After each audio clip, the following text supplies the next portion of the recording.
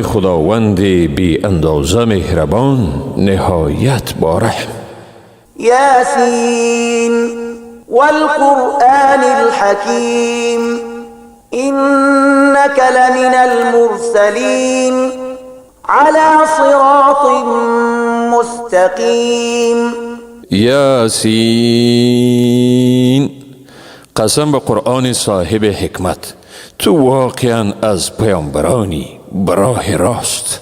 تنزيل العزيز الرحيم لتنذر قوما ما أنذر آباؤهم فهم غافلون.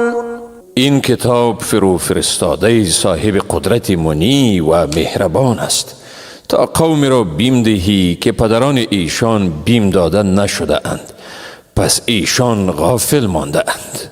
لقد حق القول على أكثرهم فهم لا يؤمنون. بیگمان حکم عذاب بر بیشتر ایشان ثابت شده است که ایشان ایمان نمی آرند.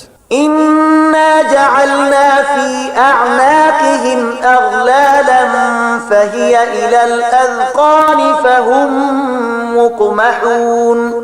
ما به گردنشان طوق انداختیم که تا زنخشان رسید و از این رو سرشان شخ مانده که به دور و بر خود دیده نمی توانند.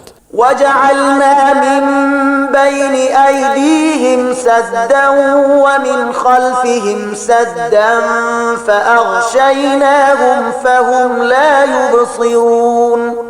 در پیش رویشان سدی و از پشت سرشان سدی قرار دادیم و روی ایشان را پوشاندیم که هیچ چیزی را نمی بینند.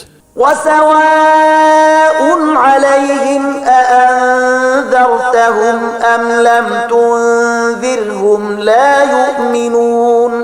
به ایشان هر دو حالت یکسان است، چی آنها را بترسانی و چی نترسانی ایشان ایمان نمی آرند. إنما تنذر من اتبع الذكر الرحمن بالغيب فبشره بمغفرة وأجر كريم.